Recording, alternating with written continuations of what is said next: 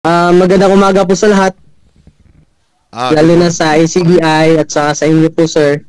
Oo, kasama mo dyan si Jennifer Lachica, ang area head ng Eastern Visayas Operations. Magandang umaga din na Manager Lachica. Welcome sa ating programa. Good morning, Sir Jerry, at sa lahat ng tagapakinig at sumusubaybay ng Co-op TV. Maupay na aga po. Saan nga ngayong lugar ngayon, Miss Lachica? Sir, currently po, andito po ako, sir, sa ACDI Tacloban Branch po. Okay. Baka ikaw nang pwedeng mag-acknowledge sa mga kasamahan natin na galing sa area mo. Ay, okay po, sir. So, good morning po sa lahat. Kasama ko po ngayong umaga ang branch manager ng ACDA Tacloban Branch, si Miss Mary Rose Paclian Himana, and si Miss Renella Ignacio, ang Co-op Kapatid Associate po natin dito sa Eastern Visayas. Okay. So, sige, thank you very much. Standby lang tayo at ating i-guest si Ramila Sacobos, ang manager ng kooperatiba na involved sa pag-aalaga ng buffalo.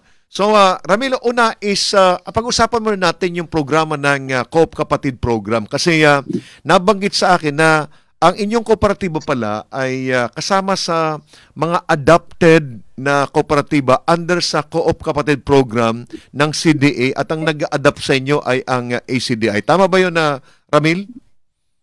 Opo, sir. Tama po yun, sir. So, ano ang partnership ninyo ng ACDI Multipurpose Cooperative? Ano ang, kumbaga, itinutulong sa inyo ng ACDI under dito sa programa na ito? Opo, sir. Last year is meron po silang through Co-op Kapatid Program. Ang ACDI po ay nag-grant po sa amin ng isang water station kung saan ang water station po na ito is napakalaking tulong po sa kooperatiba dahil po sa nung previous po na feeding program natin is every day is nagastos tayo ng around 2,000 to 3,000 pesos per day para lang po sa tubig po na ginagamit natin sa paggawa ng ating mga produkto. Okay, so ngayon, nung mabigyan kayo ng ACDI, ano ang naging epekto nito, Ramil? Napakalaking epekto po, sir. Naka-minus kami ng gastos. At the same time po, sir, is yung mga member din natin is nakakatulong din sa kanila na hindi na sila bumibili ng tubig. Kumbaga, pupunta sila dito, hihingi na lamang sila. So, wala silang binabayaran kasi hindi naman natin ito minamarket yung water natin. Dahil nasa loob po tayo ng BSU, at the same time, meron pong water station dito sa BSU. Ayaw natin na masagasaan yung ibang mga cooperative.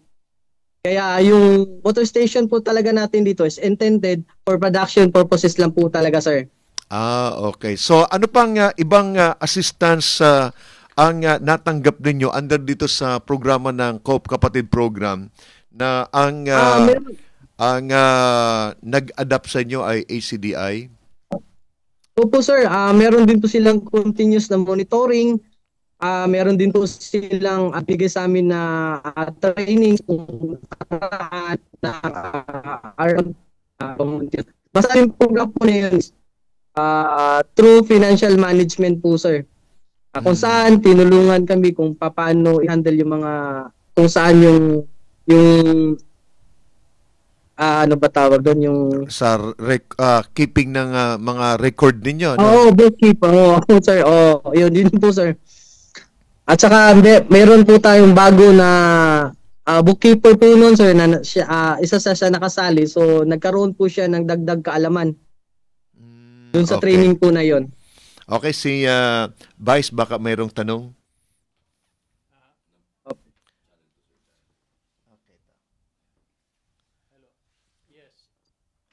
Ito na lang, Vice. Yes,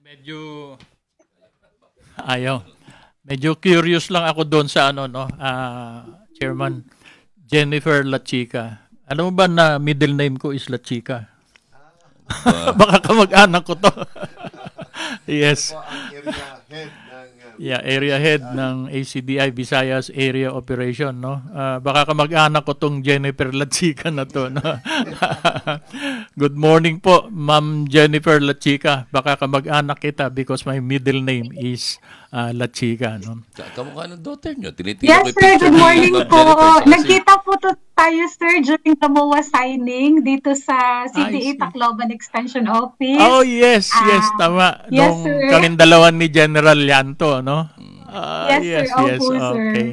Oo. May tanong lang ako doon sa dairy, ano? Doon sa operation ng dairy. Gaano na siya kalaki? Ano yung scope ng operations po ninyo, Sir Ramil? Ramil Sacob. So far, sir, is sa ngayon, sir, is medyo malaki na po talaga, sir, dahil meron tayong kontrata sa DepEd at saka sa DSWD through milk feeding program. So, medyo malaki-laking amount din po yun, sir. Sa ngayon po, sir, is isa sa problema talaga ng kooperatiba natin ngayon is yung delay ng milk feeding program ng DepEd. Dahil nakapag-imbak na kami ng mga gatas ng kalabaw na gagamitin natin para sa pag-implement ng feeding program ng DepEd. So ngayon, sir, is meron tayong may damage po talaga tayo. Dahil sa totoo lang po, sir, nag-toll fee na po tayo ng storage, cold storage dito sa Baybay area kung saan binabayaran natin sila ng 60 centavos per liter. So meron po tayong mga almost 2,000 liters na nailagay doon. Okay. So it's a big amount para sa kooperatiba. Pero sinolder lang po talaga namin yun, sir, dahil ayaw namin magtapon ng gatas ng kalabaw, sir.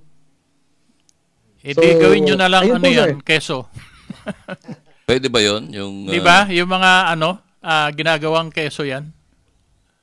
Opo, sir. Meron tayong mga product po natin na keso o white cheese. White cheese. Tapos may pastillas, may choco milk, may fresh milk, may ice candy, may ice cream.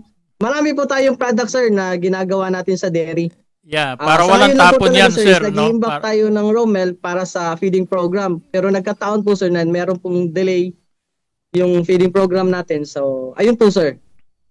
Okay, sige. Good luck na lang sa inyong negosyo. Sana lalo nyo pang mapalago yan.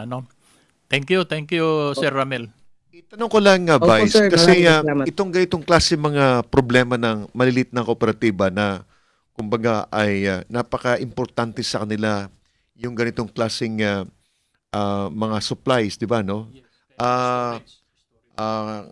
Wala bang pwedeng gawin na intervention ang CDA para matulungan ito? Kasi agency to agency nito, yung sa top level na, yung CDA at saka ang Department of Education, na kung pwede talaga is maprograma ng maayos. Kasi yun naman kautusan talaga ni Presidente na tulungan natin yung mga maliit natin mga kooperatiba, especially sa kanila. From micro, naging ngayon ay small cooperative na sila. Kasi hindi naman sila pwedeng maging adapted doon sa maging miyembro, makasama doon sa Coop Kapatid Program kung hindi sila micro. Ibig sabihin, nag-graduate na sila sa micro. Ngayon ay small na sila, di ba, Vice? Yes. Pero sa tingin ko dito ay may kinakailangan na gawin na natulong ang gobyerno, intervention ng gobyerno. Yes. Matutulungan sila ng gobyerno, Unang-una, meron sila, sabi niya, sa DepEd meron silang agreement, na to supply the products. Tapos pwede rin silang humingi pa ng assistance sa Department of Agriculture through the dairy, mayroong aside from the Philippine Carabao Center, meron yung dairy dairy agency ng gobyerno na under ng Department of Agriculture. Para kasi magiging problema nila kasi yung halimbawa dumadami yung supply nila tapos yun nga yung nasisira, So storage problem.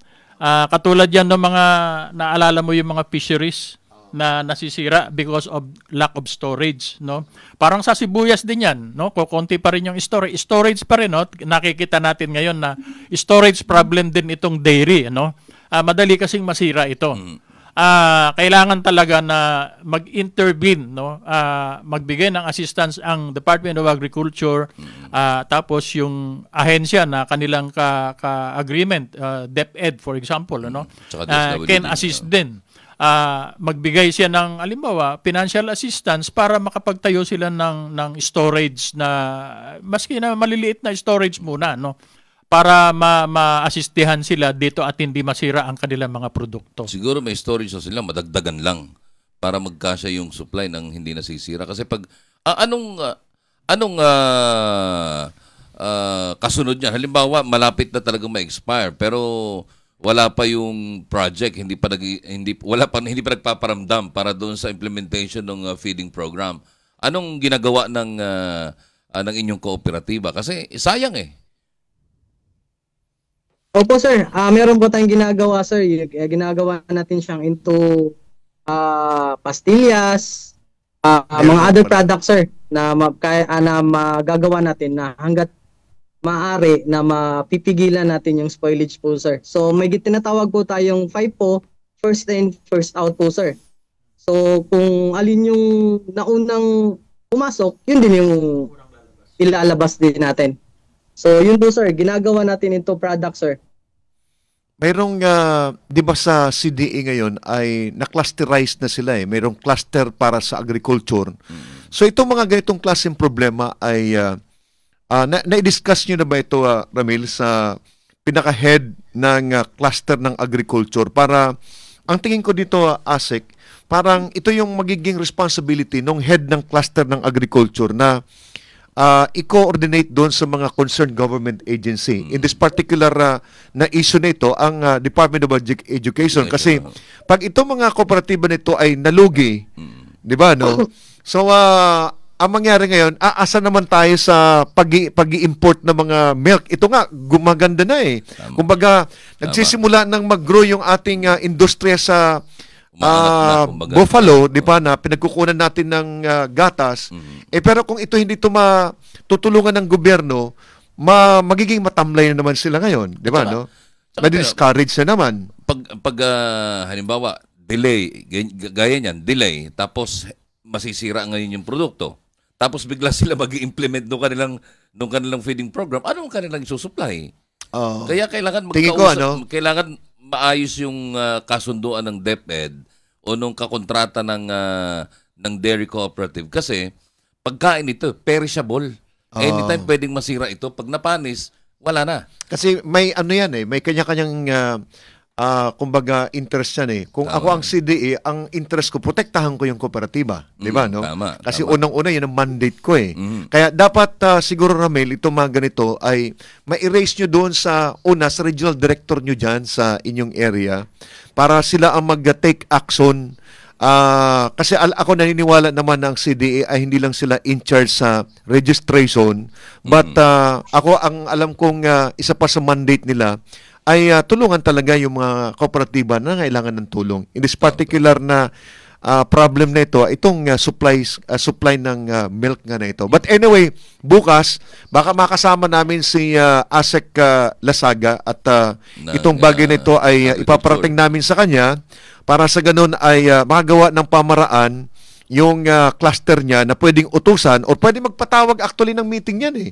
Yung CDA is pwede siyang mag-convene ng meeting, imbitahan yung taga Department of Agriculture, imbitahan yung taga Department of Education at saka yung sa milk na sa dairy co. Hindi, mayroong bureau. Anong bureau yung umahawak sa inyo na tungkol sa dairy? Bureau Meron Animals.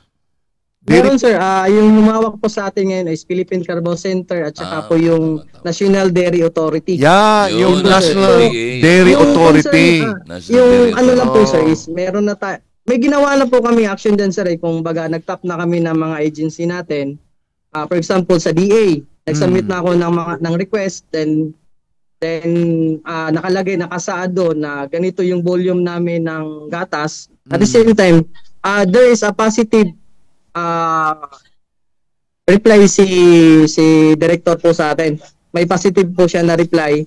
Kanya pagkatapos po nun sir is there are some requirements na dapat i-meet namin. At the same time po sir, dito din sa LGU po natin, nagpapasalamat talaga kami kay Mayor is binibigyan na kami ng tawag doon ng pansin yung kooperatiba namin. So, excuse me. So last Monday sir is nandun kami kay Mayor dahil ni-raise po namin din to ng problema namin is meron din naman siyang positive na binigay sa amin na na baka sakaling matutulungan niya kami dito sa problema namin. Okay. Anyway, kukunin namin yung number ni Mayor para bukas ay makasama namin sa programa kasama si Asik Lasaga at pangatlo siguro ay gagawan kami ng paraan pati yung taga-dairy. Kasi nanghinayang kami na kung ito mawawala ito, mag-resort tayo to importation. So mawawalan, madideprive tayo ng opportunity para sa employment. Correct. Kasi pag kayo nalugi, automatic yan, magsasarado kayo. Di ba? No? Ito, nag-grow na kayo, dapat tulungan na kayo ng gobyerno. Eh. Yun yung mandate ng gobyerno. Mabuti at bring up mo itong problema na ito, Ramil, para ito yung trabaho ng programa namin na tutukan yung mga government agency na dapat tutulong doon sa mga maliit nating kooperatiba na gustong tumayo at tumulong talaga na maging maunlad tayo. Di ba? Para hindi tumaasa sa imported na mga milk, di ba, GM? Tama po yun. Oo. Pero di ba dapat kapag may kontrata kang ganyan, meron parang safety clause or provisions para masigurong yung produkto mo ay... Baka hindi na isama doon eh. Kung hindi man na isama, pero dapat lumalabas na ito, maayos ka agad, talaga maayos. Ang nakita ko is government ang agency ang mag-aayos nito. Okay. So, Ramil, maraming salamat ha. May tanong ka pa, GM? At wala na po, Vice? okay na lang yan. Teka, pahabol ko lang, para lang doon para tumayo yung naiisip kong istorya. Kumusta naman yung ugnayan ninyo ng inyong mga kakontrata? DepEd at saka DSWD, tama? Opo, sir. Kumusta naman ang ugnayan ninyo ngayon kapag may mga ganitong damages? Sir, kasi ang DSWD ngayon is ongoing MOA through PCC. Tapos PCC to Bye-Bye Dairy Cooperative. So yun po yung win-workout namin ngayon, sir. So hoping by this September is mag-start na tayo ng feeding program po natin para sa DSWD. At hoping din po, sir, na yung concern po talaga natin ng delay is meron na rin po tayong sinubmit na letter through Ma'am Cynthia Villar. At the same time po, sir, meron din po siyang positive na response. Pinapabilis niya po yung MOA signing ng bawat DepEd at saka I don't know. Yun na po, sir. Meron po talaga. Meron po tayong ginawa ng mga hakbang para ma-address po natin yung problema po natin sa delay. Okay. Thank so, you. congratulations sa inyo dyan, Ramil, at nakita ko malaki na talaga yung inyong kooperatiba at baka may mga gusto kang pasalamatan na Ramil bago tayo magpaalam sa ating programa. Hello, Opo, Ramil. sir. Ako po talaga ilubos na nagpapasalamat sa Radio TV po na dahil nabigyan po kami ng pagkakataon na ma-raise yung mga problema natin at saka po sa ACDI po through Co-op Kapatid Program kay retired Major General Gilbert Lianto at saka po sa area head Eastern Visayas area operation natin kay Ma'am Jennifer Lianchica. La Chica. Yun, po, sir. kay La Chica.